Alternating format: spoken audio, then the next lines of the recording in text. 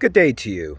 Standing out here in my yard, in the middle of nature, it's really tough to believe sometimes that somewhere way up in the sky, way up in there, somewhere so far that I can't even see it, is a satellite that is beaming television programming to people's houses all around me. Not my particular house because I don't get satellite television, but I know that my neighbor over here through the trees, back in there, he's got a satellite dish and it's coming through the airwaves. How amazing is that from a bird in the sky?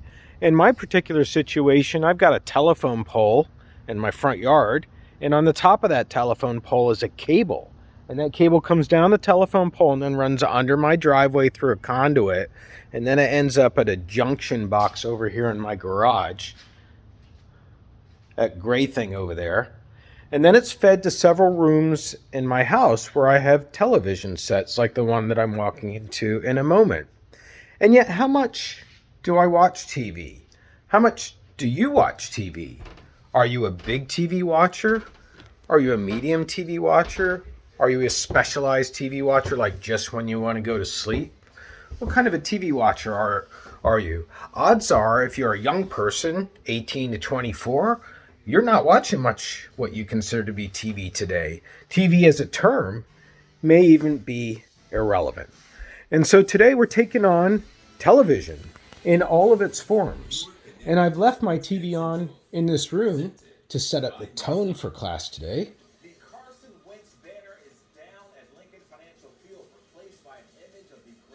You know, this room has that sound of television, right? Television on in the room. We all know that sound. I've left the TV on the channel that I was watching last night. I was watching the Phillies, and that's channel 48. And that's about the extent of my TV watching right now here in the middle of the summer. I mean, maybe some news, but other than that, I'm not really watching that much TV. But wait a minute, am I watching TV if I'm Netflixing, if I'm watching that? We're going to try and sort all of that out today as we take on this chapter on television. So let's set up some more introductory comments. I'll mention that TV has changed so much and is still in the process of changing from when it was developed in the 1930s. One of the major changes is there's been a huge change in the balance of power between the people producing television and the audience.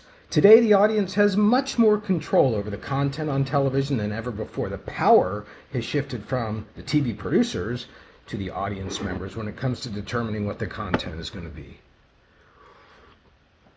Also, a big change that's taken place is broadcast television that goes over the airwaves through an antenna. I didn't even discuss that when I discussed cable and satellite outside a few minutes ago. Broadcast television now coincides with streaming, which gets to us over the internet. So those are some of the big changes that we're going to highlight and expand upon in the class. But first we want to get into the invention of television. The invention of television was something that happened here in the United States. There was a young farmer, and his name was Philo Farnsworth. Philo spelled Philo. Philo Farnsworth, at the age of 14, moved from Utah to Idaho.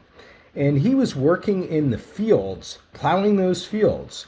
And he had this idea that he was working on in his mind separately, the idea that he could take dark and light, and he could put that onto some kind of a flat screen and project an electronic image. He was working that over and over in his mind when suddenly it dawned on him as he was plowing the fields that he could create that very possibility of creating moving images using lightness and dark if he did it with a scanner that went in rows, just like he was planting his fields. So sitting on top of his tractor, he came up with the basic technology of a television set because it scans lines across the screen. It just happens so fast you don't realize it.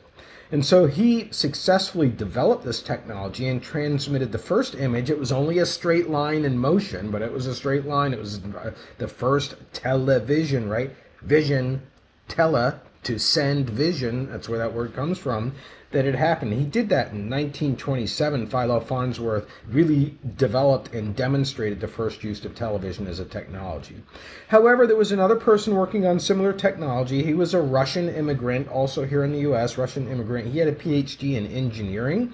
His name was Vladimir Zworykin. You can get the spelling from the chapter. Vladimir Zworykin, a Russian immigrant here, and he also filed a patent for what he was considering to be a television at that time. He filed a patent, but Farnsworth was awarded the patent. And that just shows you a little insight into the process of gaining control over a technology, because when you can patent a product, nobody else is able to steal that secret because it's so innovative.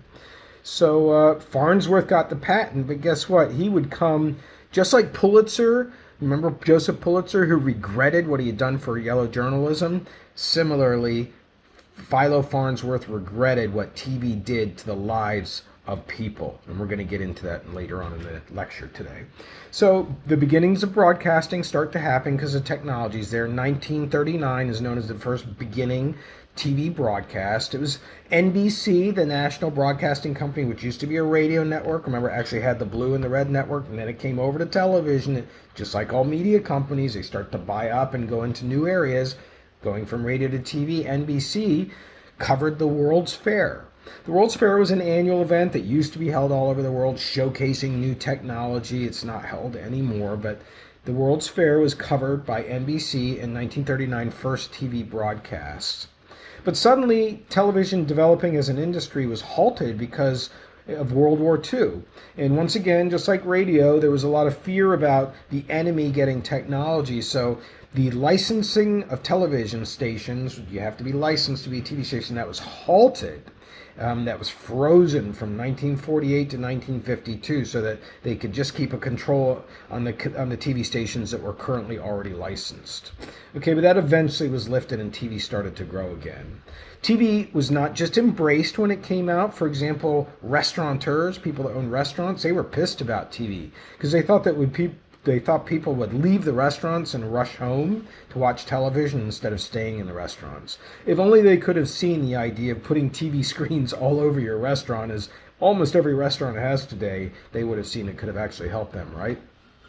Some of the early shows on television that you can find in links in today's email. In today's email, you'll see a link to Milton Berle. Milton Berle, who is running the show called the Texas Star Theater.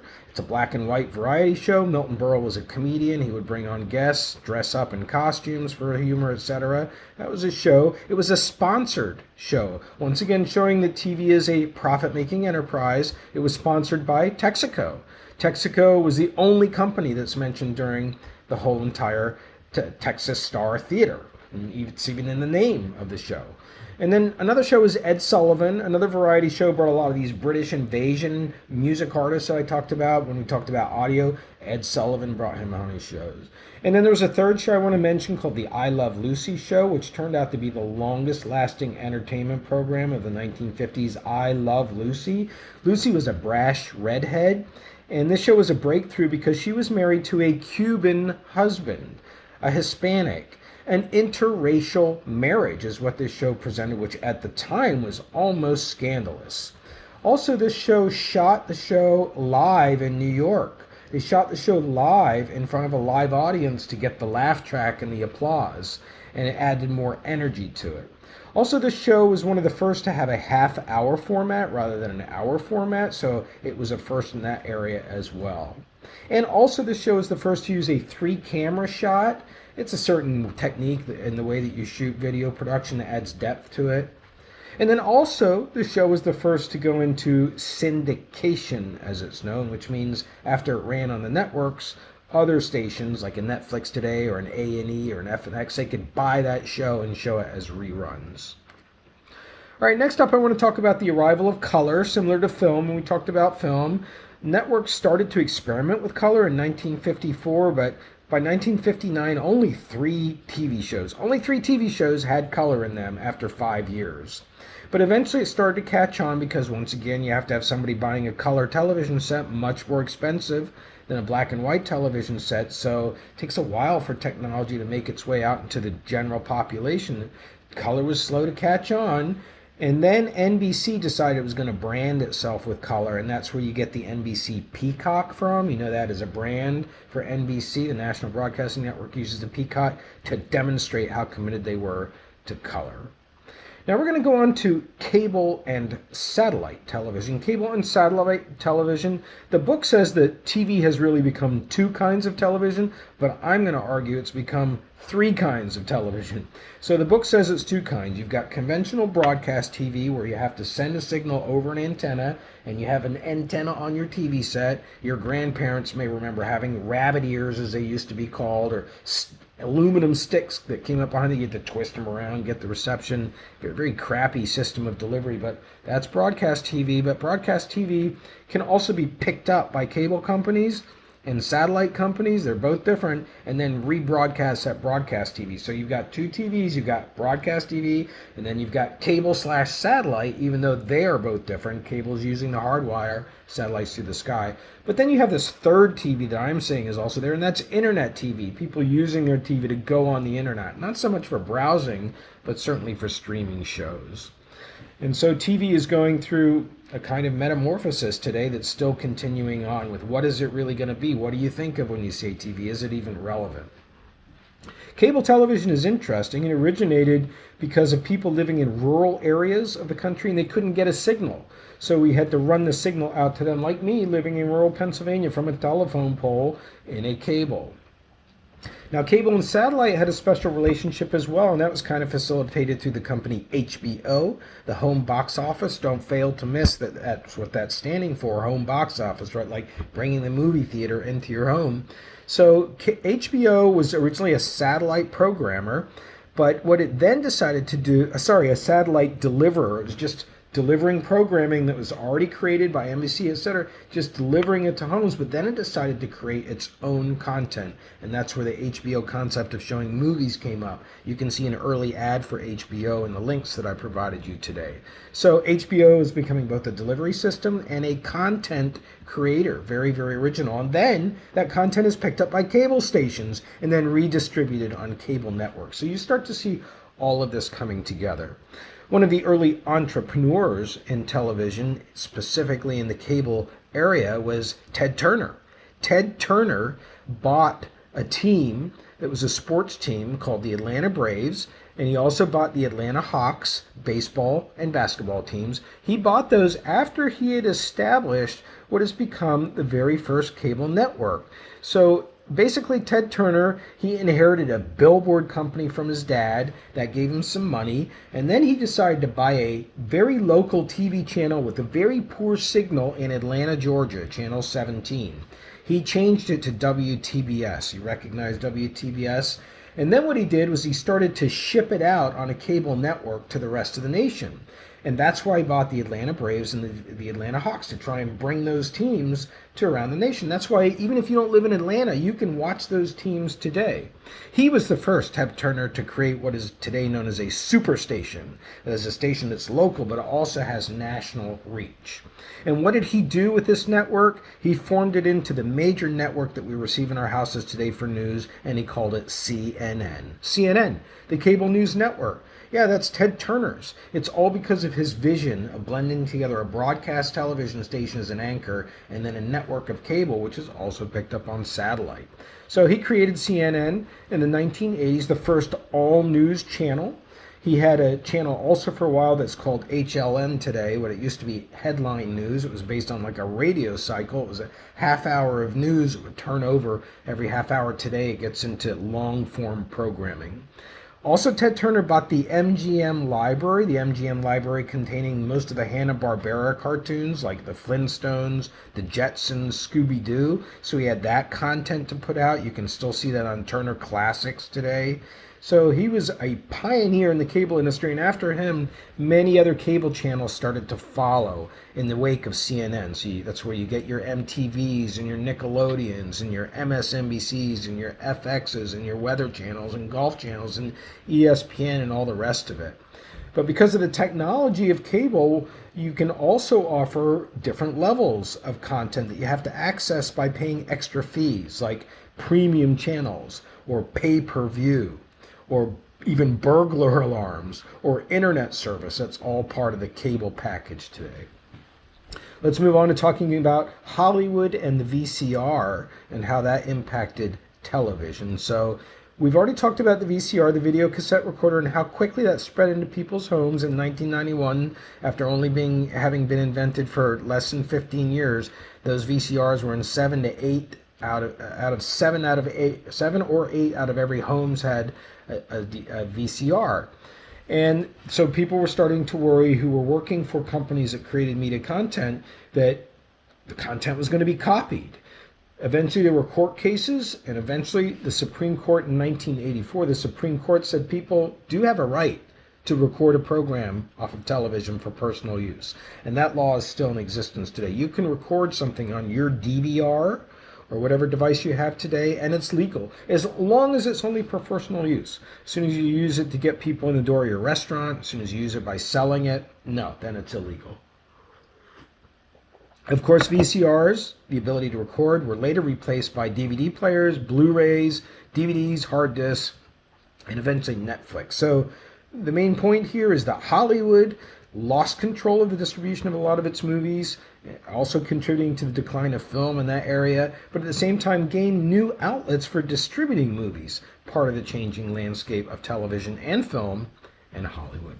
Let's go on now to discuss DBS. DBS, do you know what that stands for? DBS stands for Direct Broadcast Satellites, the birds in the sky that I described in my front yard that you can't see.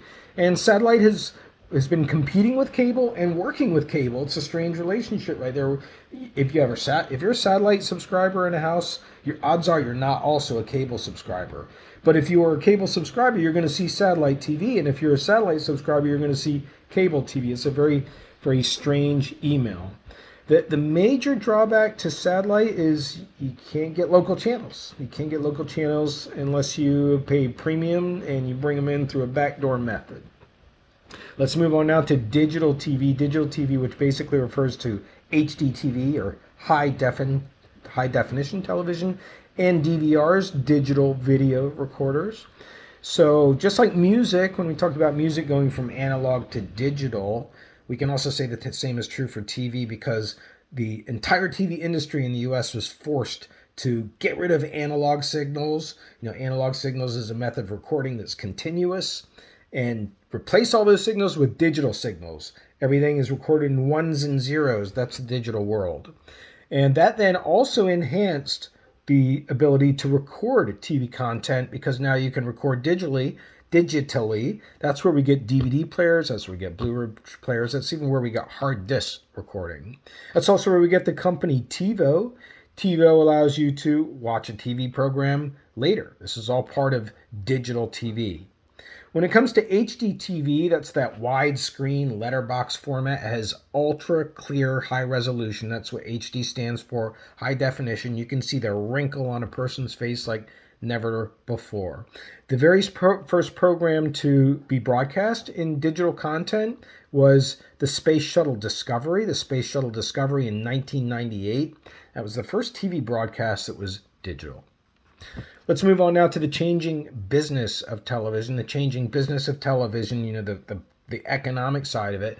For many, many years, including most of my childhood, there were only 3 players, really, in television. Just 3 when it comes to big broadcast companies. They were NBC, ABC, and CBS. The 3 big radio companies, right, that made that transition.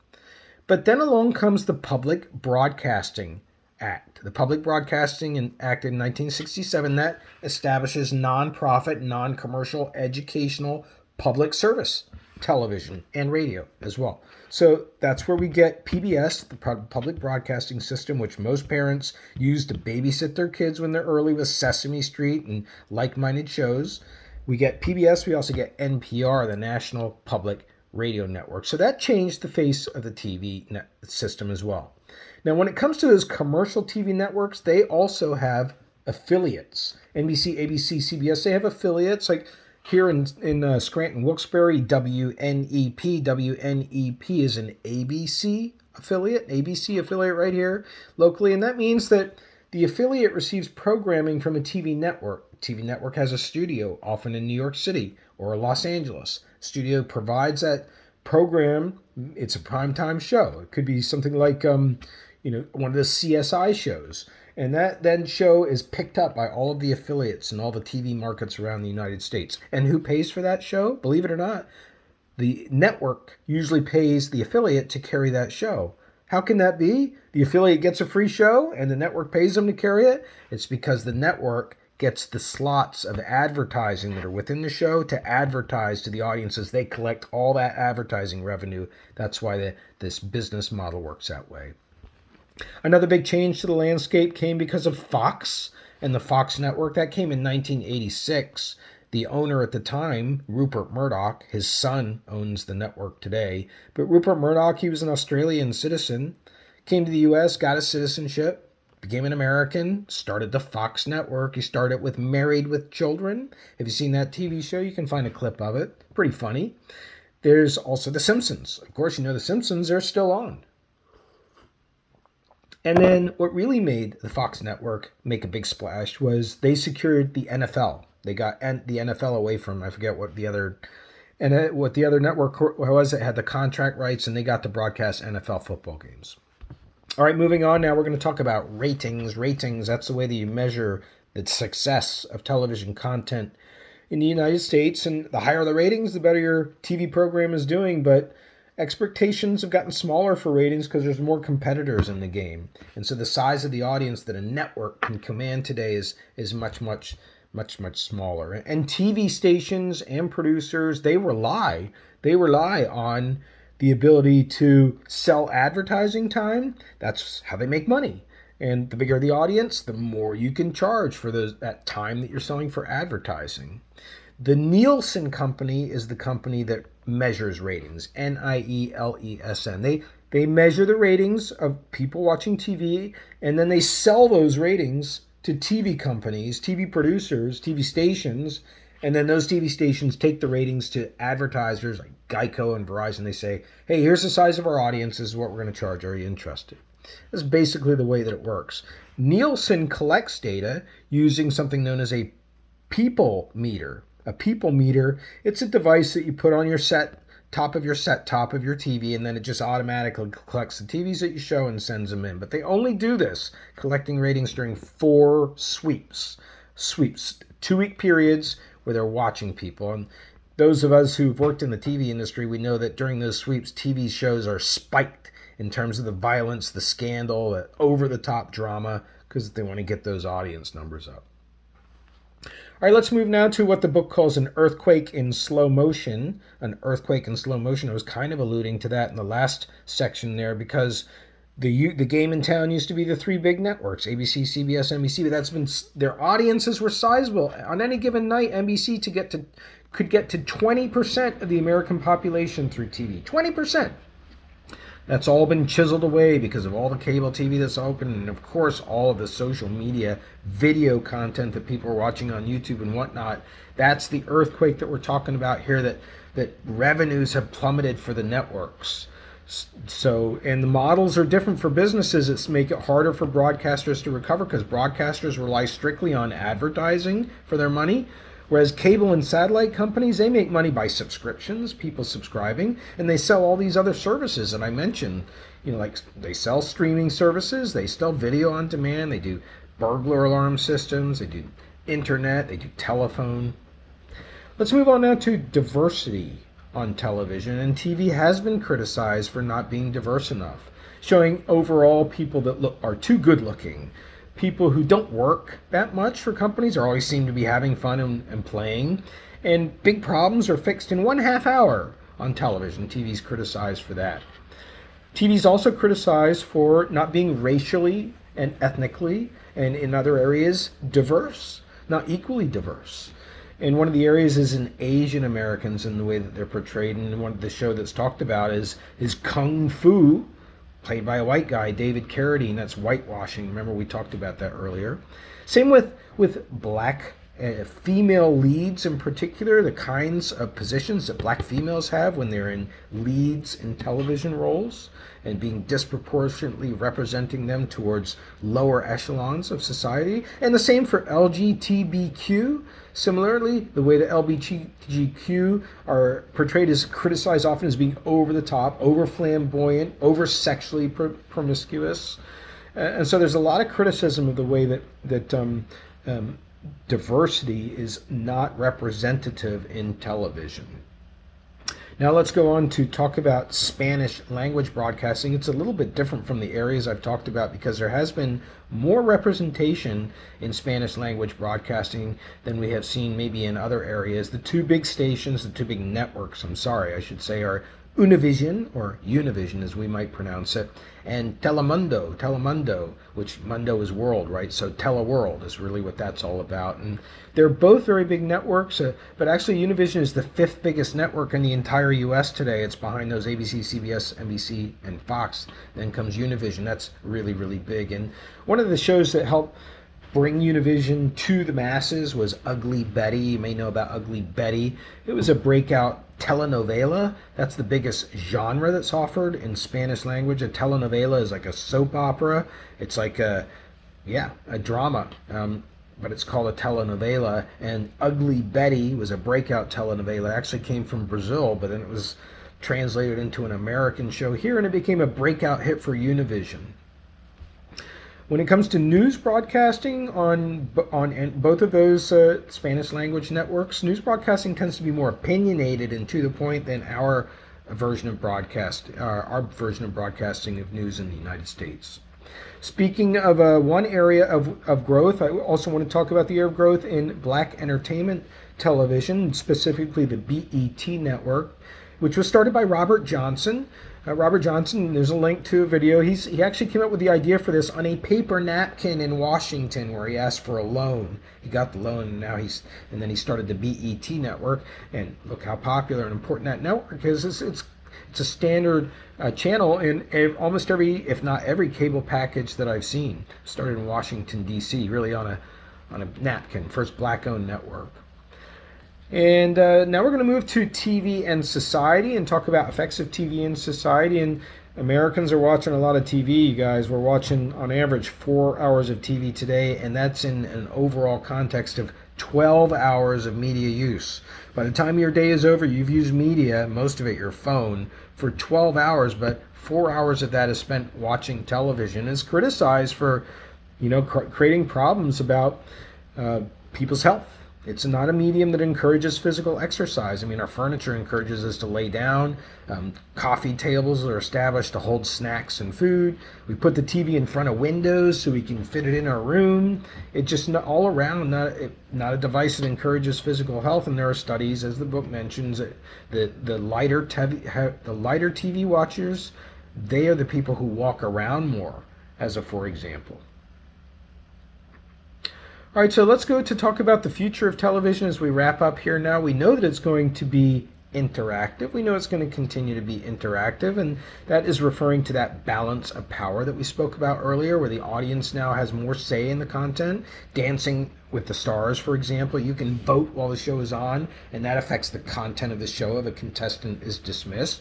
You have Big Brother type shows where you're actually watching people in their houses. Those are real people. You have all kinds of stuff that takes place on social media outside of the actual television viewing experience, which influences the show and is monitored by TV producers. And the audience can record a show and watch it later. That's more control. So the audience has a lot more control of TV today. You can even reach out and touch your TV screen in some cases and influence what happens.